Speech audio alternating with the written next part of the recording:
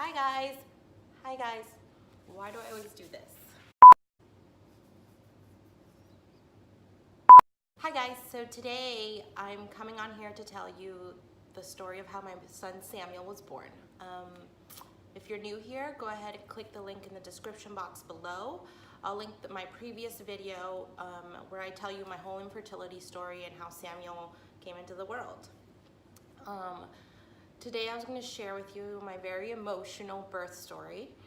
And so I got pregnant in July of 2016, or actually that's when I found out I was pregnant. So I found out I was pregnant in July of 2016. I was working full-time as a teacher assistant with a completely awesome teacher, but that's another video. So I was working 40 hours a week, constantly on my feet. So I started working, I was about 10 weeks pregnant, so it wasn't so rough. I was working with 4-year-olds. At 27 weeks in November, I started having contractions at work one day. They were coming pretty close together. By the time I got home, I called the doctor and she said if they get anywhere near 5 minutes apart, just go ahead and come in. She advised that I drink a lot of water, stay hydrated, and maybe they would stop. So I timed them and I drank as much water as I could, but they didn't stop. So I went ahead into the hospital. They ended up giving me 2 bags of IV fluids and steroid shots in case Sammy did come early to like strengthen his lungs. And so the contractions stopped, praise God. At that time, at 27 weeks, they estimated that Sammy was about 2.5 pounds. So that was pretty good for 27 weeks, but I still didn't want him to be born at that point, of course. So then the next day they advised I went back to my primary doctor. So I did, I went to go see her, and actually not my primary doctor, my OB. And I went to go see her, and she said that, you know, it must have been from dehydration to just stay super hydrated, and so that's what I tried to do. She recommended that I still work. She told me to take the rest of the week off because that was like midweek. She said, just take the rest of the week off, and then on Monday, just go ahead and go back to work. Just remember, stay hydrated. So that's what I did. In hindsight, they should have probably put me on bed rest. I asked her if I should be on bed rest, and she said she didn't think there was any reason for me to be on bed rest. Even though I was 35 years old and considered high risk, she still said that, you know, I should work as usual. So I did. Christmas break came up, so luckily I had 2 weeks off, and I did rest a ton during that time. And then I went back to work, I think it was January 3rd, and Sammy's due date was March 2nd of 2017. So went back to work January 3rd, and I had planned to work until February 3rd. I had told my boss, I said, I'm gonna work till February 3rd, and that was that. And so I worked, I think, 3 days, and I started having contractions again. I think it was a Friday, and I started having contractions. So it was at night. I wasn't at work when it was happening. So I was probably 32 weeks along at that point. They were coming with pain this time. Pain in my lower back. So I went into the hospital and they tried to give me fluids again. This time they gave me Tylenol because I told them they were hurting.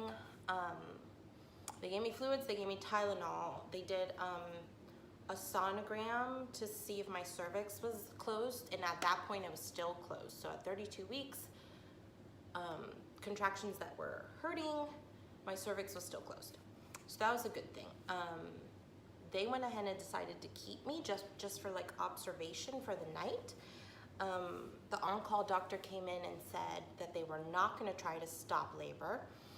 So I questioned that. I was like, well, why wouldn't we try to stop labor? I'm only 32 weeks along. He's obviously not fully ready to come out. I feel like we should try to stop it. And so she tried to explain to me, since it was like my second time with contractions and he already had his steroid shots, that if I just went into labor, it would probably be healthier than trying to stop it. Then they came back, so I agreed with that, and then they came back a couple hours later and decided to try and stop labor. I don't know what made them come to that decision. I was just happy about it because really I was super fearful of him coming early. I didn't know what to expect. So they gave me magnesium, which slows down your contractions. And so that makes you feel super weird. It makes you feel like you have the flu and like super groggy and stuff. And I was on that for like probably a day. I felt awful.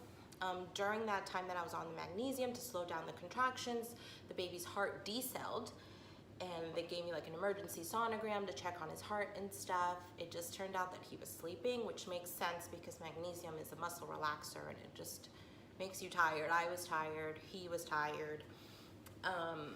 They did measure him at that point during that sonogram, and he was, they estimated he was 4.5 pounds. So at 32 weeks gestation, he was 4.5 pounds. So the contractions stopped with the magnesium and the hydration. So they went ahead and sent me home. They said, don't come back till February. They wanted me to at least make it to February. So I went home. This time they said no more work. You're on bed rest. So I went home for I think a night. I couldn't even sleep. I wasn't having contractions, but I felt like the baby was like all up in here and like I couldn't breathe at all. So I had to like almost sleep like sitting up. It was the most uncomfortable feeling ever. This whole time I'm super fearful. I'm praying and I'm trusting God that he has a plan, and but I'm scared because if you watched my last video, it wasn't easy to get pregnant and it wasn't easy to have Sammy come into this world, and I was just fearful. Like I didn't know what to expect. Like what would happen with a preemie? Is he gonna be okay? Like is anything gonna be wrong with him? Is he fully developed? So yeah, I was a little scared. So I went home, no contractions, just super uncomfortable. I was very big at that point. For 32 weeks pregnant, I swear I looked like I was 42 weeks pregnant. Like it was just huge. My legs were swollen, my arms were swollen, my hands were swollen, my face was swollen, like it was bad. So I think the next morning, my mom came over, she made me some soup, and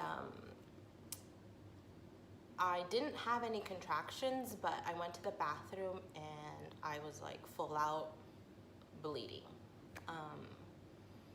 So I yelled for her. I said, we gotta go back to the hospital. He's coming, we gotta get him out, something's wrong. So I called my doctor. They said, yep, head straight to the hospital. So basically I waited one day on bed rest. So I was 32 weeks and probably 6 days along at this point. Went back to the hospital. They said, that's it. You're gonna have to stay here until you have this baby. They were not gonna try to stop labor at this point. They checked my cervix and I was 4 centimeters dilated when I got there. So in like 4 days, I dilated 4 centimeters. That was super quick. And so I didn't have pain at that point when I got to the hospital that day, but as soon as they checked me and checked my cervix, I started to get pain with contractions. So that was a Friday night or Friday afternoon that I got to the hospital on January 13th. So they tried to tell me to go ahead and try to make it as far as I could without any medication and without the epidural, but to let them know. So that whole night I probably labored with really tough pain for about probably 12 hours. So I would say like 4 p.m. Friday night or Friday evening to 4 a.m. on Friday or on Saturday morning. I labored pretty hard. I tried not to take anything that would hurt the baby, and I didn't want to take the epidural too soon because they were telling me that the epidural only lasts 48 hours or they could only leave it in me 48 hours. So I was like, oh my gosh, what if he doesn't come within the 48 hours and then I'm gonna have to labor without it? I don't know. It was like a hot mess. So at 4 a.m. on Saturday morning, I told my husband that I was going to take some pain medication. So I don't remember the name of it, but it was a nicotine-based pain medication.